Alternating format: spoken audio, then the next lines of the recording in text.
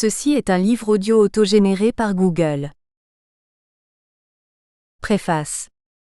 Si la culture recouvre plutôt le partage par une société donnée de modes d'échange et de communication, d'usage et de manière propre, de référence à des œuvres du passé, parfois l'étiage d'un niveau plus ou moins élaboré de langue, la culturalité renvoie elle à cette réalité symbolique qui imprègne et oriente l'évolution et certainement le développement d'aires de civilisation spécifiques. La culturalité a un statut plus ancré et profond que la culture. Elle désigne une réalité dynamique qui s'enracine dans des corpus souvent issus d'une scripturalité ancienne, laquelle détermine une manière de concevoir et d'habiter le monde selon un système de valeurs à repérer. Non forcément consciente d'elle-même, elle renverrait à une surdétermination collective issue d'une mémoire longue. La culturalité est ce soubassement archaïque fondateur qui s'articule puissamment à un inconscient collectif, un symbolisme spirituel dynamique et les représentations qu'il est capable de porter. Il faut alors que l'analyse s'empare de cette réalité agissante, découvre les composants qui la fondent et montre sa pertinence différentielle concernant des sphères continentales, nationales, ethniques, civilisationnelles. Les thèses de ce livre tiennent que l'on ne peut comprendre, par exemple, l'histoire et le développement de la Chine sans considérer son symbolisme taoïste, confucéen, bouddhiste, arrimé à des textes précis et une tradition. S'y ajoutera un syncrétisme idéologique de synthèse plus tardif, où l'Occident fournira la doctrine d'emprunt du communisme. On y revient ci-après. L'Inde ne peut être saisie non plus sans la considération de son corpus symbolique religieux védique, mais aussi les philosophies religieuses du jaïnisme, du bouddhisme originaire, de l'hindouisme majoritaire, polythéiste et mythologique recoupant les épopées épiques du Ramayana et du Mahabharata, d'où est issue la Bhagavad Gita, un des écrits fondamentaux de ce dernier. Le corpus islamique, lui, au cœur duquel opère le texte coranique, est un exemple encore plus fort de surdétermination d'une vision de l'homme et du monde, d'un système spirituel, de valeurs morales conditionnées par l'idée d'une divinité suprême incontournable relativisant toutes les finitudes et créant l'interdit. Dans ce sillage et précédant l'islam en antériorité, l'hébraïco-judaïsme qui apporta le récit mytho-historique et l'appareil théologique et religieux de sa Bible largement diffusée, instaure dès son origine une forme spirituelle et morale qui oriente encore les systèmes éthiques gouvernant les peuples du livre. Qui pourrait nier en effet que le monothéisme puis sa version chrétienne, n'est pas influencé au cours des siècles, et ensuite sous des formes travesties, sublimées et parfois grandioses, non seulement une histoire des civilisations qui compte après l'Antiquité, mais aussi le développement à tous les niveaux de celle-ci. De l'Europe aux Amériques. Il sera beaucoup question dans ce qui suit du concept de développement, qui est changement, accroissement, production, évolution, mutation donc, mais aussi permanence évidente ou masquée, de ce qui le soutient, entre croyances, valeurs, mentalités, usages sociaux, représentations, idéaux, conceptions particulières du monde et de l'homme en son sein. Ce qu'on appelle l'Occident et ses progrès ne peuvent se concevoir sans sa genèse, plongeant dans un système de représentation et de valeurs dont l'origine est bien textuelle, qu'il s'agisse de l'Ancien et du Nouveau Testament, des évangiles, des doctrines luthériennes et calvinistes de la Réforme, évidemment au commencement chrétien d'une histoire où ici, Dieu se serait fait homme. Une anthropologie est bien alors à l'œuvre, résultant de systèmes hantés dans tel ou tel corpus symbolique de plus ou moins grande efficace. En retrouver un peu la trame sous-jacente, avec la matière culturelle qui la constitue dans ce sens dynamique, est le but de cet ouvrage. Il n'y a bien sûr pas d'exclusive des causalités, et les études ci-après ne négligent en rien le moteur de la science physico-mathématique et les progrès considérables de la technique. Les séquences d'histoire que sont les conquêtes territoriales, les colonisations puis les libérations, les métissages et toutes sortes de syncrétismes avec leurs séquelles transformatrices jouent aussi évidemment un rôle. Les civilisations s'articulent bien d'une manière ou d'une autre, à la culturalité qui les sous-tend positivement et à l'excès ou par impuissance structurelle et dialectique, sous la forme du prométhéisme, du positivisme, de la divinisation de l'homme à un certain pôle ou au contraire à un autre, de la place différente et plus modeste qu'accorderait à celui-ci telle ou telle vision d'une humanité plus considérée en sa donnée naturelle à préserver. Le monde devenu n'aurait pu ainsi se développer et devenir ce qu'il est aujourd'hui sans l'horizon que lui ouvraient des symboliques puissantes. Ce sont sans conteste celles de corpus textuels sourciers, définitoires, identitaires et assignants, à repérer et analyser pour mieux comprendre leur effectivité et les soumettre à ce qui relève bien d'une herméneutique culturale. La spécificité et souvent la complexité justifient, comme on le verra, la multiplicité d'interprétations, de niveaux d'exégèse et de grilles de compréhension, souvent hélas occultés ou considérés comme peu opérants par la science économique ou la géopolitique. Les études, articles ou essais qu'on va lire forment une unité sous l'apparente diversité de leurs titres. Ils proviennent de soutenances, conférences ou publications s'étalant sur plus de 2 décennies qui ont vu se réaliser certaines prédictions considérées alors comme fantaisistes, en particulier la remontée de la Chine à la première place des puissances productives mondiales, ce qui n'est pas rien et restait encore inimaginable, il y a beaucoup moins d'un demi-siècle. L'Inde n'est plus loin non plus du palmarès et le Japon y a depuis longtemps sa place. Europe et États-Unis quant à eux, sans être à la traîne, luttent pour garder des positions contestées dans un challenge où la personnalité des peuples avantage tel ou tel et confrontent des systèmes symboliques qui méritent leur analyse et font apparaître d'autres enjeux. La pluralité des approches, des interprétations et des regroupements ici pratiqués voudrait établir le contrepoint culturel à une saisie seulement matérielle, quantitative, statistique et apparemment objective des phénomènes concernés. Cette dernière serait le plus souvent pratiquée au détriment des facteurs culturaux véritablement à l'œuvre, lesquels relèvent plutôt d'influences symboliques et d'imprégnation collective, dont il peut être intéressant de remonter aux sources, mais aussi, par le biais de l'histoire, à des mutations issues de syncrétismes religieux, d'élaboration symbolique, de synthèse idéologique et de tous les processus dialectiques dont sont capables les culturalités. Présentation générale. Les textes qui suivent tentent d'éclairer les fondements culturaux du développement économico-historique et l'état potentiel des grandes civilisations d'aujourd'hui. Au-delà des analyses factuelles, historiques, économiques et géopolitiques des ensembles étudiés, on tient ici pour l'approche culturelle. Celle-ci éclaire bien plus en profondeur les processus en jeu, les causalités opératoires, l'effectivité des constituants symboliques à l'œuvre et leurs effets observables. La culturalité est cette surdétermination structurelle, pas forcément consciente car devenue une série d'habitus et de conditionnements provenant d'un fond traditionnel, spirituel, philosophique et moral. En cherchant, on ne peut pas ne pas y reconnaître la trace de corpus textuel fondateur et d'axiologie particulièrement active, pourvoyeuse de valeurs socio-transcendantales, de comportements et de sens donnés à la destinée humaine. Il s'agit là des bases anthropologiques sur lesquelles s'appuie société, morale, place assignée aux groupes comme aux individus, rapports organiques qu'ils entretiennent entre eux ou dans leurs échanges.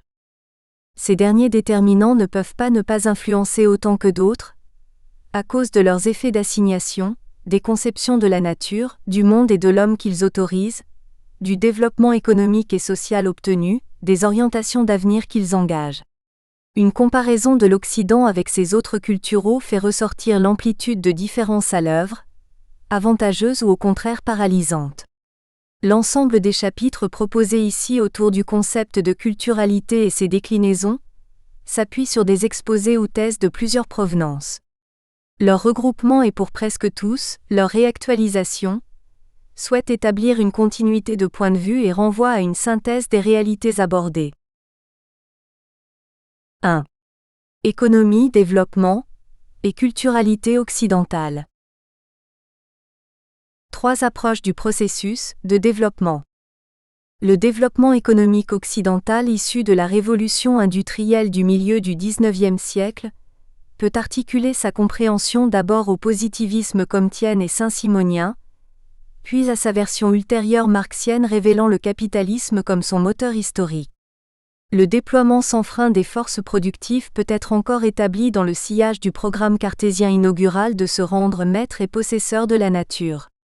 Bien sûr, en s'appuyant sur la science galiléenne, newtonienne puis einsteinienne qui progressivement, mais peut-être aussi par essence, voit la théorie physique s'aboucher avec la technique, donnant lieu au foisonnement de nouveaux décodages, expérimentations de méthodes, d'objets nouveaux ou de processus suppléant à un état de nature. Les caractères de croissance illimitée, mais aussi de sous-développement érigés lui en contre-modèle, fondent l'idéologie à l'œuvre dans la croissance économique et alors, la relativité historique de cette dernière, issue alors non d'une nécessité intrinsèque mais d'un choix civilisationnel lié à une représentation idéale et une série d'options contingentes situées et datées. Le modèle weberien aide lui à introduire le facteur spirituel et religieux comme une autre détermination, elle d'essence immatérielle et de caractère anthropologique, permettant une problématisation et un questionnement heuristique. Historiquement, ce sont en effet d'abord à partir du début du XVIIe siècle, les pays d'obédience réformée, Suisse, Hollande, Angleterre, Prusse, Danemark puis États-Unis d'Amérique qui ont inventé puis développé le modèle de développement du capitalisme d'entreprise, caractérisé par le gain, l'épargne et l'investissement, tous référés à une doctrine morale puritaine de la justification par les œuvres terrestres et du salut par la prédestination. S'ils n'ont pas inventé le capitalisme qui a pu être commercial, financier ou colonial avant Espagne, Portugal, France, Italie et ses républiques de Venise ou de Gênes dès la Renaissance, ils ont incontestablement établi, à partir d'une conception nouvelle de l'homme, dont la destination se voit libérée du dogme et de l'autorité ecclésiale catholico-papale, un programme historique et temporel différent, créateur autrement de la richesse économique. Mais alors si l'esprit du protestantisme est en premier la source du capitalisme, de son esprit conquérant et ses réussites, comme depuis à peine un siècle, des ères culturelles ni chrétiennes ni réformées, ont-elles pu développer des formes de capitalisme aussi puissantes que celles européennes des XVIIIe et XIXe siècles jusqu'à aujourd'hui?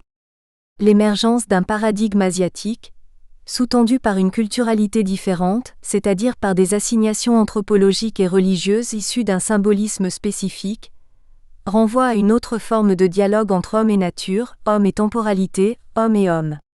Les corpus que sont le bouddhisme, l'hindouisme ou le confucianisme peuvent être ainsi affichés en contrepoint d'une conception et d'une histoire occidentale majoritairement chrétienne. Les trois exemples de l'Inde, de la Chine et du Japon permettent de conforter et d'étayer la démonstration. Ces pays dotés de culturalités différentes de celles de l'Occident sous plusieurs aspects, font aujourd'hui la preuve de leur spécificité culturelle quant à la conduite de leur développement socio-économique. Les valeurs collectives, les soubassements symboliques de la nipponité ou de l'indianité, les syncrétismes métaphysiques du monde chinois, interpellent aujourd'hui l'Occident comme porteur unique du progrès, de la modernité ou de la postmodernité économique et des formes qu'elle revêtira dans l'avenir. Certes, l'exemplarité actuelle des pays asiatiques ne fonctionnerait peut-être pas, dans une telle théorie, si déjà l'Occident et l'Europe n'avaient montré le chemin et inventé les ingrédients du développement, la science, la technique, l'organisation rationnelle des sociétés et l'idéologie positiviste d'une domination du monde, ce dès le milieu du XIXe siècle. On ne pensera pas néanmoins qu'un tel processus se ramène à une simple duplication, une transposition mimétique, de la voie occidentale par les pays concernés, pour la bonne raison que celle-ci serait non seulement nécessaire au développement, mais surtout la plus puissante et efficace. Si elle l'est, encore fallait-il que son modèle pût faire souche ailleurs, ce qui ne fut pas le cas loin s'en faut, et de nombreux pays considérés sous-développés ou en développement en attestent. Parfois même, pour le Japon par exemple et de plus en plus pour la Chine, l'élève fut meilleur ou plus doué que le maître. L'argument de la contingence historique du modèle occidental ou au contraire, celui de sa nécessité historique, pèse aussi de peu de poids dans notre raisonnement, car n'est-ce pas finalement le résultat qui compte, le constat observable et le scénario de l'avenir qui se dessine ou est déjà réalisé? Celui de la dialectique des échanges entre les deux ères culturelles de l'Occident et de l'Asie, par le biais de l'impérialisme colonisateur et des emprunts forcés ou imposés, n'épuise pas non plus la spécificité du phénomène et son étonnante énergie. Il faut donc aller chercher du côté des mécanismes profonds, sous-jacents, inconscients, d'ordre non matériel, articulés à une autre conception du monde qui anime le mouvement collectif et historique du développement dans tel ou tel pays, l'accélère ici mais peut aussi le freiner là-bas. On y revient plus loin. À un autre pôle, une vision mondialiste du développement inégal, comme d'ailleurs du sous-développement, se doit d'aborder aussi la question sous l'angle des culturalités implicites, et ce dont chacune est porteuse comme moteur ou frein du développement. À cette première approche descriptive, on pourrait parler encore de phénoménologie, Il convient évidemment d'ajouter la question devenue classique de la mondialisation de la culture occidentale. Elle rencontre des phénomènes soit d'opposition et de résistance des cultures autochtones, ou, selon un autre scénario, de synergie, de syncrétisme, de récupération et d'emprunt mimétique par des culturalités différentes. Dès lors qu'un tel processus se met en branle, quelle chance a-t-il d'aboutir? Comment expliquer les réussites spectaculaires de la transposition ici, Japon, Chine, Corée du Sud, Taïwan, Singapour, Inde, et l'échec là-bas, Afrique et plusieurs pays latino-américains ou moyen-orientaux qu'on pourrait citer du même modèle? La question est alors, peut-on analyser les facteurs d'un modèle de la culturalité productive et élaborer à partir de là une typologie différentielle? Dans le sillage ouvert par l'approche weberienne et la mise en avant d'un facteur culturel tel que nous l'entendons, on peut enrichir ce débat en l'abordant à travers un point de vue comparatiste entre Occident européo-américain et plusieurs pays qui comptent d'Extrême-Orient. Il est reconnu que le Japon, dès la fin du XIXe siècle, ouvrit une voie qu'empruntent aujourd'hui la Chine, l'Inde et d'autres dits dragons asiatiques. Il faut alors examiner la validité du concept de culturalité, sa dialectique de fonctionnement, les limites ou non de son heuristicité. Aujourd'hui, à une échelle universelle. Un des enjeux d'une telle démarche est bien sûr de montrer que l'économie n'est pas seulement un savoir et une technique formelle de production de richesses, d'aménagement des utilités puis de développement et de croissance. Pourquoi elle se donne généralement? Ne devrait-elle pas plutôt être le reflet d'un certain équilibre de force, pourquoi pas d'harmonie, entre facteurs humains et facteurs technologiques, critères différenciés, originaux, spécifiques de civilisation et aussi enjeu d'une réduction ou pas à une homogénéité destructrice? La tendance vers un modèle culturel unique de société n'est pas en effet sans introduire en certaines aires de civilisation, islamique ou africaine en particulier, des ambivalences et des contradictions essentielles. Comment dès lors lier économie et culturalité occidentale, et dans quelles limites? Quelle dialectique culturelle oppose ou rapproche l'Occident et l'autre que lui-même et quelle est la réciproque d'un tel mouvement? Enfin, quel type de modèle ou de nouveau paradigme, pour reprendre Técune, peut-on avancer en vue de rendre compte, non seulement de l'état de cette problématique majeure dans le monde d'aujourd'hui, mais en termes de construction prospective ou d'utopie? Peut-on à tout le moins faire en sorte que la vie économique et pas seulement la théorie, le calcul et la maximisation obsessive des intérêts, sauvegarde un avenir pour l'homme, entre son destin économique obligé et sa destinée ou sa dignité symbolique, sans lesquelles le caractère humain et signifiant de ces dernières risquerait d'être effacé. Au bénéfice de quelle thanatologie, c'est-à-dire de production anomique ou délétère par excès d'oubli de l'homme en sa constitution culturelle et ses héritages qui la prolongent? Valeurs occidentales, universalisme et rationalité technique. L'Occident est-il un concept au sens d'une notion opératoire qui connoterait un certain nombre de facteurs identifiables et dénoterait une série d'extensions auxquelles il s'appliquerait? Ou l'Occident ne désignerait-il qu'un ensemble géographique et économique, constitué par un imaginaire collectif et sa projection idéologique souvent comparative et différentielle? Ce point de départ formel demande à être précisé et illustré dans un contexte où la culturalité portée par lui serait en cause, eu égard à un certain état de l'économie, et un modèle prévalent de développement technologique. L'Occident porte déjà en lui une signification géographique qui semble vouloir le circonscrire à une région bien définie du monde.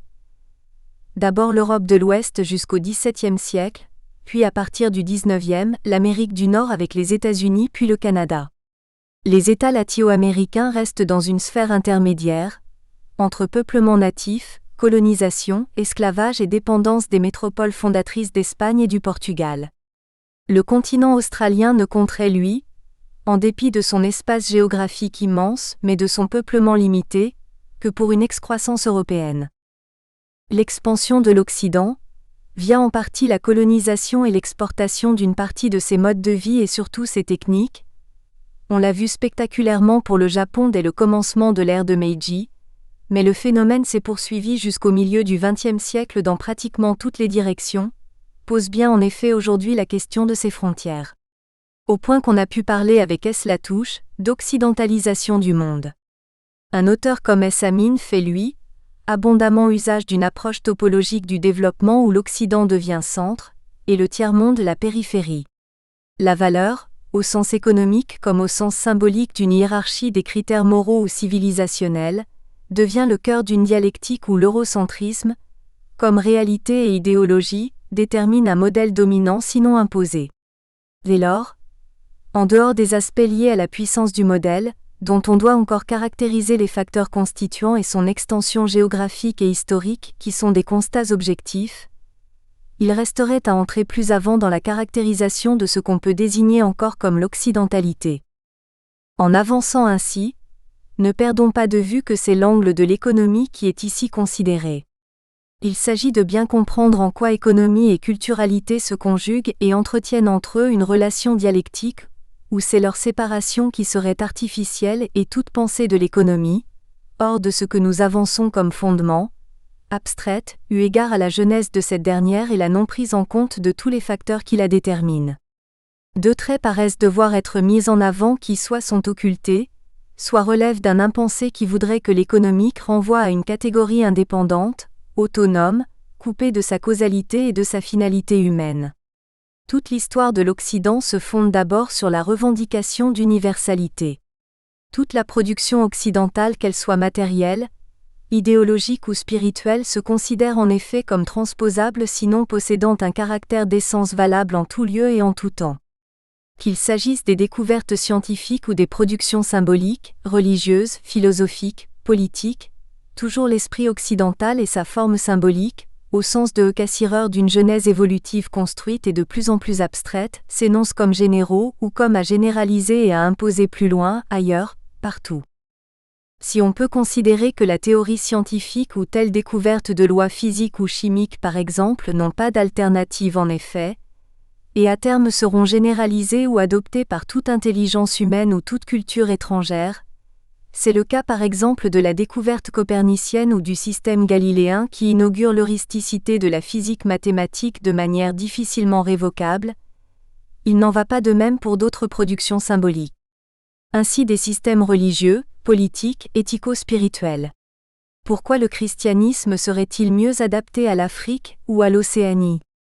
Pourquoi le modèle du gouvernement démocratique ou parlementaire serait-il mieux adapté que le système communautaire, charismatique ou tribal ?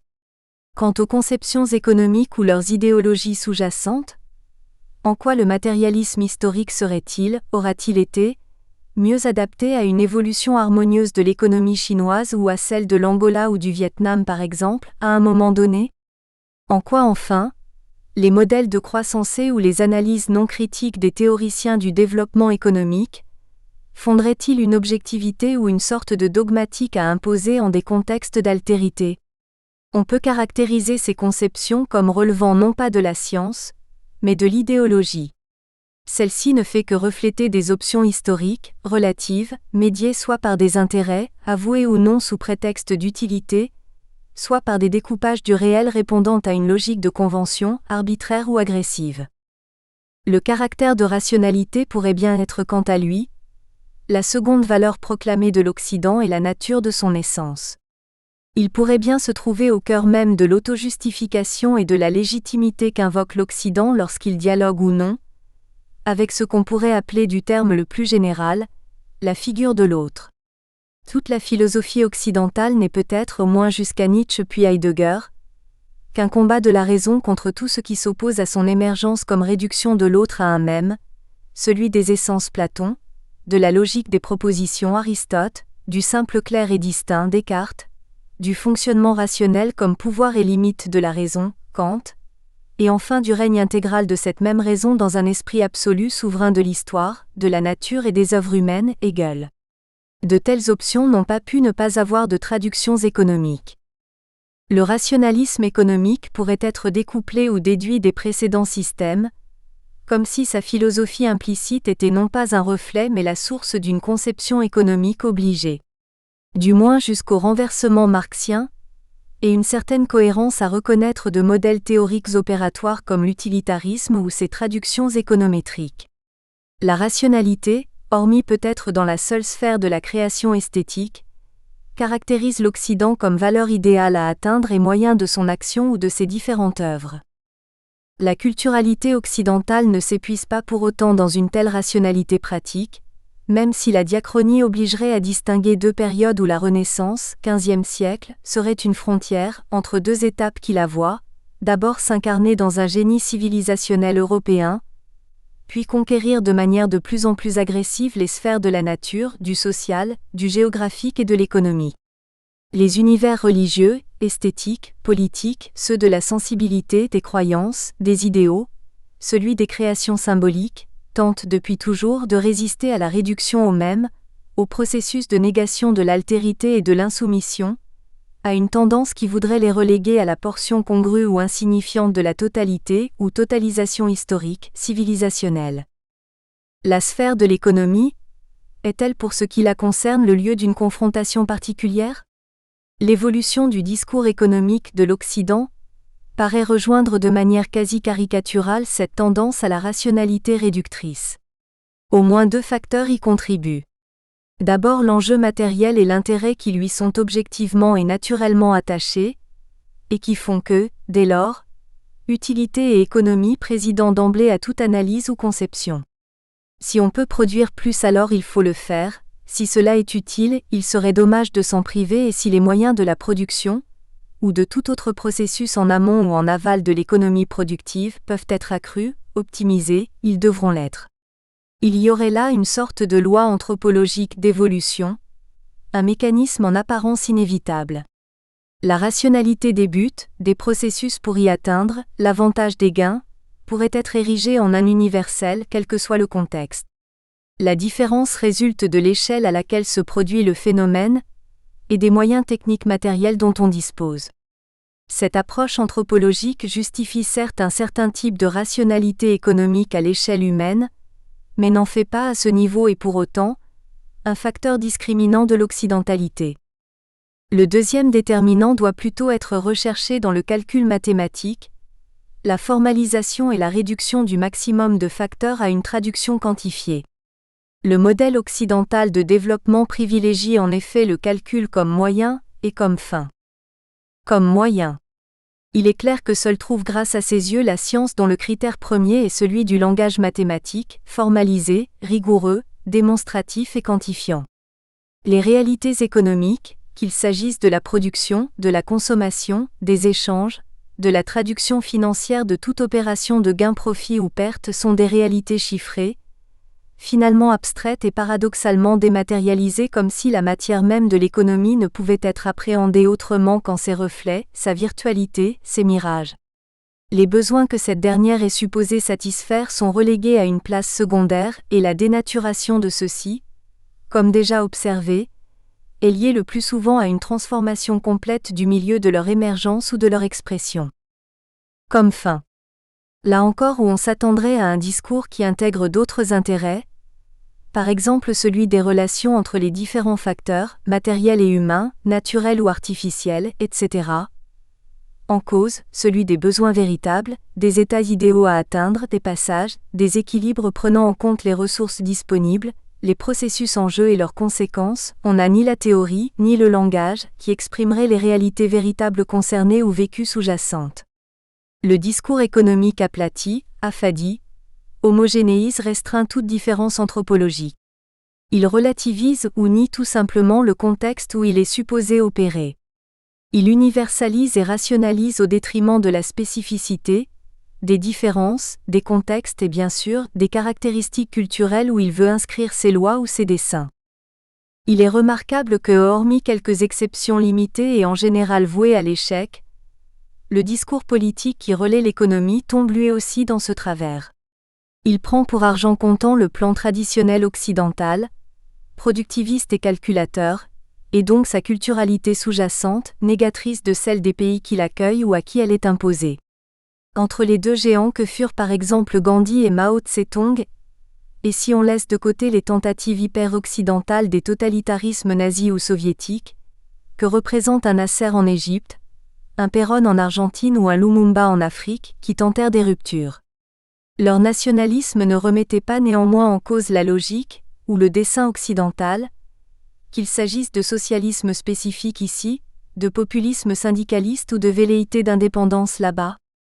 On ne s'attardera pas sur d'autres exemples tels que ceux des Khmers rouges au Cambodge, des FARC en Colombie, ou de l'idéologie anti-occidentale d'un S. Hussein par exemple, qui tourne autour d'une problématique d'essence sans sa claire conscience culturelle. On n'a, dans ces contextes minoritaires, ni les moyens de la formuler, ni surtout de trouver les parades originales et si possible non violentes pour dépasser l'Occident, choisir de faire autrement que lui ou lui résister vraiment. Amin décrit un cercle dont il n'y a nul moyen de sortir, hormis par une révolution, mais l'on sait aujourd'hui le peu de probabilité de cette occurrence dans les termes initiaux et sur le terrain des confrontations radicales que connut le XXe siècle avec les indépendances. On sait aussi que les révolutions échouent, sont récupérées par la même logique à l'œuvre ici décrite, car elles aussi empruntent le plus souvent le modèle d'identification à l'Occident technicien et hyper-productiviste, dont le marxisme-léninisme a donné sur plusieurs décennies le plus bel exemple de l'URSS à la Chine. La voie intégriste serait l'autre scénario d'opposition, politico-spirituel cette fois, dont un Khomeini en Iran a fourni le modèle ou dont d'autres fanatismes islamistes, Syrie, Liban, Afghanistan, Pakistan, Iran, donnent parfois une image d'apocalypse à cause de malentendus sur ce qu'est ou devrait être la réalité ou l'essence du monde, de la création. La puissance du modèle de développement occidental relève du constat objectif, mais aussi de facteurs moins apparents. Les pays occidentaux constitués autour du G7 sont aujourd'hui les plus riches, ceux dont tous les ratios mesurant la richesse, PIB, PNB, revenus par tête, développement humain sont les plus élevés du monde. Cette structure de concertation initiale, élargie depuis en G20, a renversé en moins de 2 décennies une hiérarchie, avec l'entrée principalement de la Chine et à terme de l'Inde dans ce groupe. Elle correspond par ailleurs à la genèse historique des superpuissances ou leurs nouveaux épigones Brésil, Corée, Thaïlande, liée à une dynamique économique déterminée par des facteurs culturaux de symbolisme spécifique. Cette prédominance pourrait être seulement limitée aux quelques pays qui auraient choisi librement leur modèle. Il est clair qu'il n'en va pas ainsi. Le modèle occidental ne s'est pas contenté de se déployer dans son aire géographique d'origine. Il a non seulement essaimé ailleurs, de la Grande-Bretagne et de la France vers l'Amérique, de l'Espagne vers l'Amérique latine, des États européens vers les continents asiatiques et africains. À partir de 1945, c'est des USA que le même modèle rayonnera et s'exportera, en particulier vers l'Asie. La colonisation d'abord puis l'essaimage ont fait de ces valeurs, de ces normes, soit une référence choisie si on peut dire, soit un cadre imposé. Aucun pays du monde ne semble aujourd'hui échapper à cette fatalité d'être assujetti peu ou prou à la technoscience occidentale, aux objets technologiques que celle-ci crée, impose et vend sur la base, certes au départ, de diverses fonctionnalités ou utilités, mais souvent et de plus en plus, de logiques spécifiques et perverses où les finalités humaines signifiantes, les usages naturels et les motivations cohérentes sont relégués au second plan. Les pays non développés, en voie de développement ou aspirant à l'être, tous à un degré ou à un autre, ont par ailleurs pour ligne de mire la forme du modèle occidental et ses avantages supposés. Les idéologies du développement, autant celles issues des théories libérales de droite que celles des dirigismes de gauche, du libéralisme capitaliste au communisme ouvrier, ont toutes prôné une sorte de mystique productiviste où la croissance économique, sans limitation, est une fin en soi. C'est comme si le modèle techno-scientifique occidental de développement économique avait une capacité intrinsèque à prévaloir, à s'imposer quel que soit le milieu, le contexte, l'époque. D'Auguste Comte à Karl Marx, de Saint-Simon à Thiers, de Roosevelt à Mao, de Gaulle à Reagan, de Thatcher à Poutine, de Koizumi à Shinzo Abe, de Deng Xiaoping ou Jintao à Xi Jinping. Tous les idéologues, tous les leaders politiques ont porté loin l'orthodoxie du développement économique, industriel, productif et consommatoire. Ils en ont fait une sorte d'option et de doctrine hors de laquelle il n'y aurait pas d'autre voie. Marx disait déjà, grâce au perfectionnement rapide des instruments de production et au progrès constant des moyens de communication, le courant de la bourgeoisie entraîne vers la civilisation toutes les nations, y compris les plus barbares. La bourgeoisie oblige toutes les nations, sous peine de succomber, à adopter le mode de production bourgeois. Elle les contraint à adopter ce que l'on appelle la civilisation, c'est-à-dire à devenir bourgeoise. La bourgeoisie a soumis la campagne à la domination de la ville. Elle a subordonné la campagne à la ville, les pays barbares ou semi-barbares aux pays civilisés, les peuples paysans aux peuples bourgeois, l'Orient à l'Occident. Pris dans le réseau mondial du colonialisme ou victime d'un certain impérialisme, finalement toujours à vocation économique quelles qu'en soient les apparences, les pays périphériques ont tous été comme assaillis, débordés ou conquis par le modèle de développement techno-matérialiste occidental. Une typologie plus fine permettrait de distinguer d'abord ceux de ces pays qui l'ont subi passivement et lui ont servi de champ d'exploitation et parfois de débouché. La plus grande partie du continent africain répond à ce processus. Ensuite, ceux de ces pays qui, après en avoir été la victime ou un terrain privilégié d'opérations de tous ordres, commerciales, militaires, d'exploitation agricole, minière ou industrielle, ont pu renverser la situation et parfois même l'inverser en leur faveur.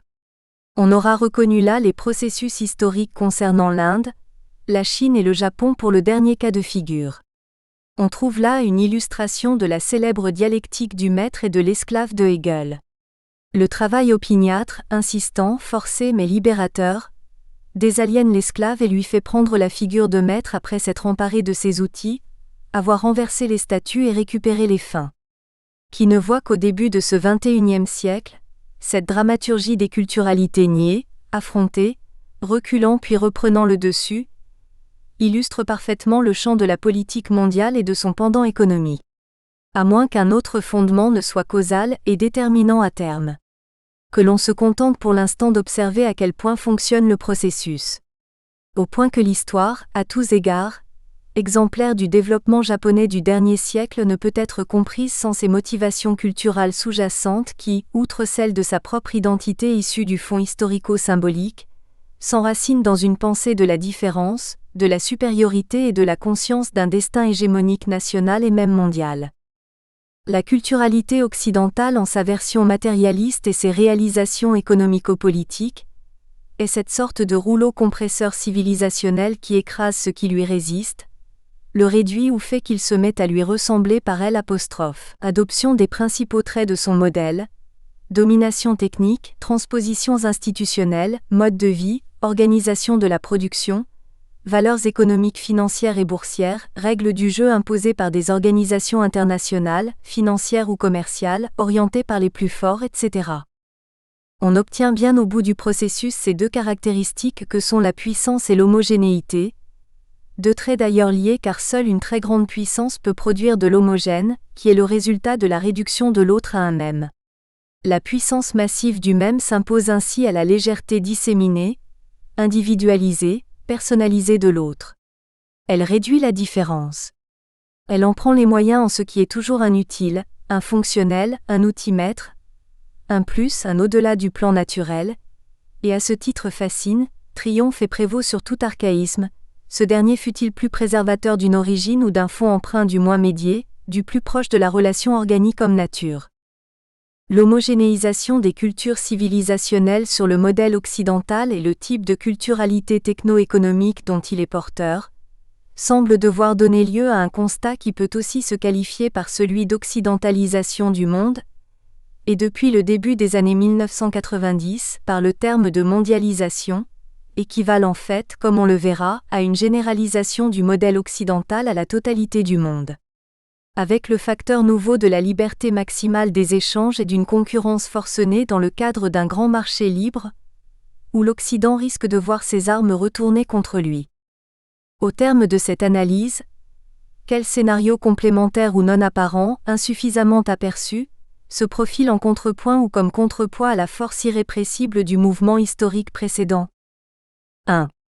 La réduction de l'ensemble d'autres cultures originaires à celle du modèle culturel occidental, et à terme la disparition de toute différence d'essence ou d'identité culturelle avec lui. Une grande partie du continent latino-américain, l'Afrique du Sud pour partie, l'Australie ou la Nouvelle-Zélande en seraient des illustrations. 2. La symbiose et le métissage entre la culturalité occidentale et son modèle techno-civilisationnel, avec celle d'autres cultures ou pays ou ères civilisationnelles. Le Japon a été ici un initiateur. L'Inde en est une figure historique. La Chine, dans ses mutations culturelles d'aujourd'hui entre la maîtrise technologique, industrielle et commerciale, la profondeur de son symbolisme spirituel spécifique et une mimésis conquérante pourraient aussi être une illustration du phénomène. 3. L'intégration quasi parfaite et même le dépassement du modèle occidental par une maîtrise de ses inventions et de ses formes d'organisation, par des voies à même d'utiliser ce même modèle pour préserver un fond d'altérité spécifique et se servir d'une synergie réussie en vue d'un projet de maîtrise supérieure. Le Japon, la Chine aujourd'hui en seraient des paradigmes. 2. Le symptôme occidental. Certains tableaux cliniques ont l'avantage de fournir des modèles de dysfonctionnement du comportement, pouvant servir à éclairer des situations ou configurations limites ayant tous les aspects d'une pathologie. Parler de symptôme occidental pourrait être, sur une autre scène que celle du déséquilibre physique ou mental, une transposition de ce qui se trame dans un imaginaire civilisationnel divisé entre un désir et son contraire, un chemin à emprunter et une indécision paralysante, un lot d'apparentes vérités et leur permanent démenti. Certitude et confusion, arrogance et désarroi, conviction et paralysie auraient fini par miner tantôt le sujet, tantôt un collectif d'appartenance supposé savoir. Car il s'agit bien depuis toujours pour l'Occident de guider les autres, avec la certitude d'être éclairé, en oubliant qu'on a pu être artisan aussi d'une certaine barbarie, celle qui nie l'autre, l'asservit, lui dénie un droit à préserver sa différence. Et si se définissait ainsi une paradoxale déraison. Que voyons-nous aujourd'hui de l'Occident, pas seulement géographique, États-Unis, Europe, mais du symbolisme civilisationnel dont il est porteur, ce que nous appelons sa culturalité, c'est-à-dire ses fondements spirituels et son système éthico-politique ancré à la fois dans des valeurs historiques et des choix idéologiques de développement? L'Occident repose aujourd'hui sur un tripode aux pieds inégaux. Le premier est le judéo-christianisme, où Ancien et Nouveau Testament diffèrent d'ailleurs quant à leur inspiration théologique, c'est-à-dire par rapport à l'échelle qui établit et mesure la relation de l'homme au divin. Le second est celui de la rationalité scientifique, non plus seulement théorique et désintéressée, mais chercheuse, calculatrice et généralisée à tous les domaines, sans forcément un souci clair de finalité, ce que l'Antiquité désignait comme le souverain bien entre sagesse, harmonie et éthique des vertus. Le troisième est celui de la technoscience contrôlant le précédent, l'utilisant, le rentabilisant aux fins d'une croissance économique sans limite physique, ni frein éthique ou anthropologique que ce soit, en dépit d'un discours formel sur les fameux progrès humains ou un souci récent concernant l'écologie. Le développement économique par tous les moyens, rapporté à la seule aune spéculative des marchés, connecté artificiellement à la dite mondialisation, est ici le mot d'ordre qui ne doit souffrir d'objection, étant considéré comme la panacée des équilibres et l'injonction à tous les peuples de la Terre d'un supposé bonheur. Outre l'instabilité du dispositif succinctement décrit qui déjà voit se contredire ou s'opposer humanisme et technologie, progrès spirituel et matérialisme, intérêt collectif et visée partielle, on ne peut pas ne pas considérer ce qui lui fait face ou lui résiste. N'est-il pas temps de s'intéresser aux valeurs opposées, à d'autres inspirations spirituelles, à des vocations, comme dit Max Weber, culturales, qui vont à l'encontre de l'unicité civilisationnelle occidentale, de la spécificité des peuples, de leur esprit ou tradition propre et de manière plus profonde, de leur représentation de la nature du monde, de leur conception du destin de l'homme et de la femme, de la manière d'organiser leur société, d'investir et d'exploiter ou non, jusqu'à un certain point leurs environnements. Parmi d'autres culturalités du monde, prenons l'islam, massif, divers, conquérant, belliqueux ou revendicatif ici ou là. Il serait aujourd'hui frein, parfois résistance, opposition à une occidentalité conquérante. À un matérialisme délibéré, il oppose un symbolisme spirituel reliant l'homme à une transcendance par le truchement d'un texte de soumission, ce que signifie islam, à un ordre des choses, accepté et stable, paisible ou apaisant. Salem a la même racine trilitère S-L-M qu'islam. L'enjeu est ici une assignation définie des créatures à l'ordre divin d'une création parfaite en soi. Celle-ci, en tant que nature, n'a pas à être bouleversée, livrée au projet de nous en rendre maîtres et possesseurs, comme le formulèrent de manière inaugurale Descartes en sa méthode et à sa suite, l'industrialisme économique de Saint-Simon, le positivisme de Comte ou le matérialisme historique d'Engels et de Marx. Il est vrai qu'un tel système, dans sa cohérence différentielle, serait mieux venu s'il n'exigeait l'adhésion à une communauté de croyants ou procédant par exclusion intolérante de tout autre, sinon exclusivité, mais celle-là avec un tout autre sens. On est là très loin des vocations prométhéennes ou faustiennes, Spengler, de la civilisation occidentale, même si les musulmans furent aussi de formidables conquérants, il est vrai d'une autre manière. Selon une telle grille de compréhension des spécificités et différences culturales, il pourrait en aller de même des aires de civilisation indienne brahmaniste ou bodo-confucéenne de la Chine, du Japon et d'autres nations asiatiques. Ces dernières, qui comptent pour près du tiers de l'humanité, ont su avec un grand pragmatisme accommoder avec succès l'occidentalité idéologique, le marxisme pour la Chine, technoscientifique, l'évolution moderne du Nippon, dans un contexte colonial d'abord, impérialiste ensuite et finalement gagnant par un renversement de l'histoire à leur avantage. Un certain processus mimétique, ou en réalité une forte ambivalence vis-à-vis de la puissance impérialiste des pays de l'Ouest, a conduit ici certes à l'adoption d'outils étrangers de développement mais à l'issue d'une confrontation progressive, une victoire à leur égard. Ce scénario d'un syncrétisme parfois abouti dont le Japon serait le paradigme, qui lui à la fois emprunte à l'Occident, l'assimile et préserve son fond traditionnel, est évidemment l'idéal d'une forme de relation dialectique. Encore faut-il que la culturalité en cause soit porteuse de caractère, ou d'une tendance qui autorise le processus jusqu'à un certain point, c'est-à-dire prendre à l'autre en restant le même. L'islam semble avoir la plus de difficultés. Il resterait à élucider pourquoi. Derrière l'enjeu politique, économique et stratégique, du grand trouble mondial d'aujourd'hui, incontestablement se cache le plus souvent une donnée anthropologique, plus ou moins impensée. Où en sommes-nous sous cet angle du devenir du monde, de la conscience qu'en ont ses citoyens, de son destin voué à un matérialisme forcené non assurément pourvoyeur du bien-être adapté, ni de paix ou d'harmonie, souvent en contradiction avec des traditions locales, spécifiques sinon inverses en termes de finalités humaines, visages ambigus du colonialisme, de l'impérialisme, barbarie à visage humain de L'. Europe guerrière ou nazie du XXe siècle, des avances masquées du capitalisme sans frontières, des figures faussement pacifiques du libéralisme et des marchés. L'Occident qui se voit aujourd'hui attaqué, contesté, voué par certains à un enfer où l'argument ontothéologique n'est pas loin, ne comprend pas ou ne veut pas comprendre, la contradiction où il en est arrivé de se croire unique, d'imaginer innocemment qu'il est le meilleur scénario du développement anthropologique pour l'humanité et au titre de son génie supposé, l'ersatz de la spécificité culturelle des autres peuples. Est-il en mesure de donner parfois des leçons, ou de s'ériger en l'ultime modèle de développement, confondu avec la seule croissance illimitée, au détriment le plus souvent des pays les moins dotés? Ainsi du président Bush qui, de bonne foi sans doute, dit qu'il ne comprend pas pourquoi oncle Sam se verrait frapper au visage ou au ventre alors qu'il sourit parfois d'un air bonhomme au monde entier, avec son haut de forme, sa chaîne en or et surtout, cela est-il suffisamment aperçu? Avec à la main, les ficelles d'un théâtre où virtuel et réalité échangent leurs signes, face aux badauds que seraient les autres peuples du monde. La conscience blessée qu'a pris d'elle-même l'Amérique après le 11 septembre 2001 ou son spectre dans le regard de l'autre, seront des phénomènes nouveaux, dans une interaction intense avec l'environnement mondial.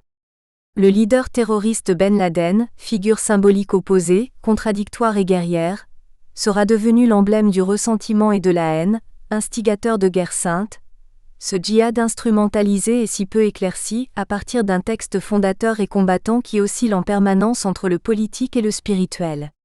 Le voilà bouc émissaire d'une lutte où il serait trop simple de ne voir que le combat d'un intégrisme fanatique déchaîné et meurtrier d'innocents.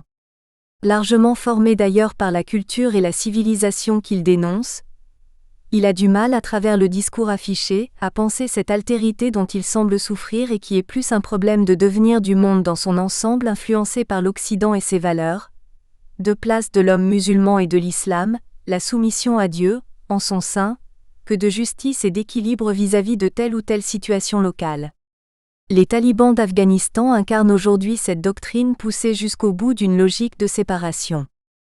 C'est là le sens de ce fameux choc des civilisations et de ses enjeux, de fait insuffisamment analysés, derrière le constat réel de sa potentialité ou de son imminence.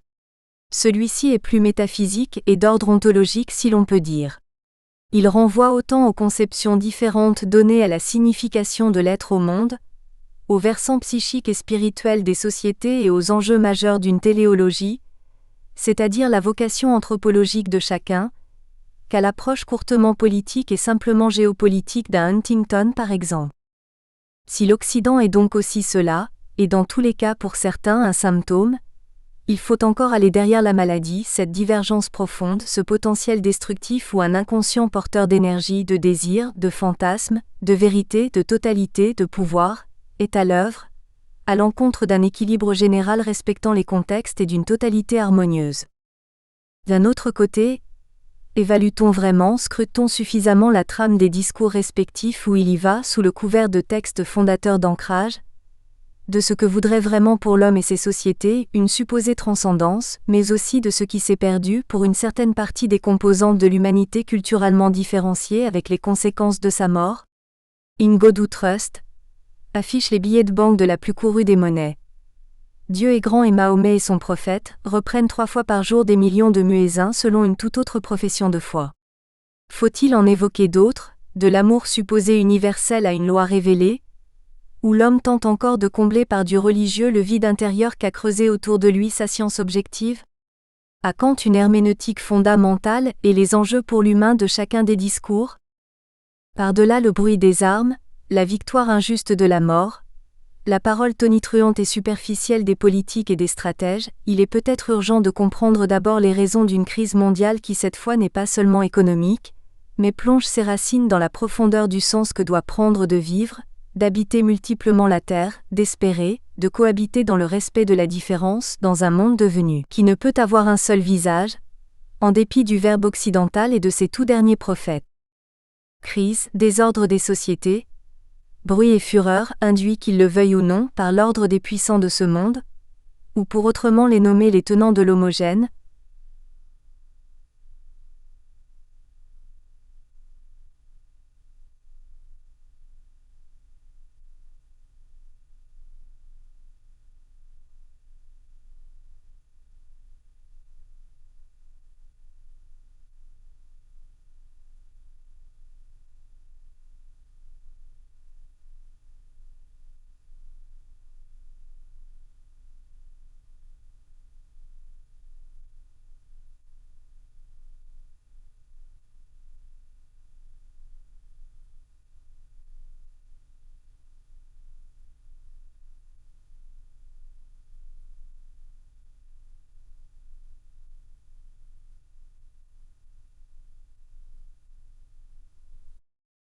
Il est clair par ailleurs qu'on ne peut absoudre les crimes du terrorisme religieux à l'encontre des innocents, ni accepter tous les intégrismes sectaires dont les peuples des mondes tiers sont parfois eux-mêmes des victimes faciles et abusées. Mais quel choix ces derniers ont-ils, si la visée du juste et la révolte empruntent aujourd'hui des masques dont se parlent les intégrismes? N'est-il pas évident qu'après la fin du communisme supposé libérateur, d'autres discours aujourd'hui manquent? Ce n'est pas en particulier un mondialisme, confus, contradictoire et babélisé, voulant réguler l'impérialisme économique des puissants, mais réaménageant de fait l'ordre institutionnel existant, qui donnera les nouvelles grilles de compréhension du monde ou les clés de son avenir. À notre avis, celui-ci devrait nécessairement être multiple, respectueux de l'identité des peuples, de leur géographie, de leur histoire et donc tolérant. L'opposition toutefois d'autres symbolismes face à un Occident qui se donnerait pour universalisant, comme le proclame un Fukuyama, ne doit pas faire penser qu'une subversion favorable des valeurs serait forcément à l'œuvre à travers eux.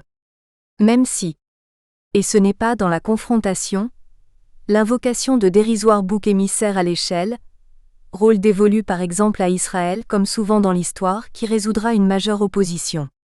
On peut même dans cet exemple reconnaître une confusion extrême des niveaux où un fondamentalisme religieux peu explicite a pu remplacer pour les mondes musulmans la logique économico-politique que le marxisme avait en son temps promue comme alternative à l'aliénation sociale et au cours injuste de l'histoire. De nombreux pays musulmans, de l'Indonésie de Sukarno, de l'Égypte nassérienne à l'Algérie socialiste, en passant par l'Irak du Baas à ses débuts de la Syrie avant les Saddam, avaient cru à ce tournant possible de l'histoire. Mais peut-être aussi que le marxisme, totalitaire et athée, matérialiste et technoscientifique à outrance, ne fut qu'une autre figure historique de l'Occident triomphant et négateur d'un essentiel. Les cliniciens, abordant ce que l'on peut bien appeler les impasses du monde devenu et une mondialisation en marche, peut-être fantasmatique et sans conteste ambivalente, n'oublieront pas au chevet du patient occidental, qu'à côté d'un supposé réel, il y a sans nul doute un imaginaire et un symbolique tout aussi actifs où se retrouvent aussi bien, et sinon plus, les hommes et leur société vivante. Les mythes en leur temps avaient pour vocation d'unifier en leur figure les niveaux disparates de l'être au sens philosophique. Le monde d'aujourd'hui ne fait paraître qu'un horizon vidé de rêves et de sens. Qu'à tout le moins l'analyse n'occulte pas les effets apparents ou travestis de ces autres forces de l'esprit, et prenne en compte leur efficace. L'instance de la loi est sans doute celle du droit, qui dans le contexte des situations injustes ou des actions condamnables, doivent les réguler, ont sans doute à prendre en compte des voies multiples où ne triomphe pas seulement la raison du plus fort ou celle, encore une fois, du registre de l'homogène imposé et supposé valoir comme l'universel. L'heure d'autres choix et des examens de conscience a-t-elle sonné pour l'Occident et celle d'enfin se regarder dans le regard de l'autre, mais aussi de s'attarder à son propre miroir? 3. Essai sur la dialectique culturelle, des colonisations. Il n'y a pas une, mais des colonisations.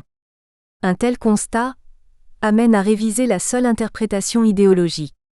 Si le politique et l'économique sont des moteurs historiques du phénomène, ils n'épuisent en rien une dialectique historique, en partie contingente et plus complexe où le facteur culturel est à l'œuvre, en amont, dans la forme plus ou moins conflictuelle ou à terme coopérative entre les protagonistes, en aval, dans des séquelles à évaluer sans prévention et les résultats, dommageables ou non, de l'interférence plus ou moins prolongée entre colonisés et colonisateurs. Le terme de colonisation est employé assez souvent de manière univoque. Il est connoté historiquement comme ce phénomène qui consiste pour une puissance politique à conquérir des territoires éloignés d'elle, et à imposer au peuple qui y réside sa domination. Pourtant, même si ce processus est souvent vérifié, il n'épuise nullement les différents cas de figure qu'il pense recouvrir. En privilégiant le versant politico-économique, il voudrait occulter d'autres enjeux qui sont culturaux. Une dialectique complexe d'implication, de confrontation, de mutation et d'échanges réciproques est à l'œuvre, entre les deux pôles dominants-dominés, souvent inaperçus ou délibérément occultés. Il n'y aurait pas une mais des colonisations, différenciées par leur nature dans le temps et dont l'évolution ne se traduit pas forcément. Nous espérons que vous avez apprécié cet aperçu. Pour continuer à écouter ce livre audio sur Google Play Livres, utilisez le lien dans la description de la vidéo.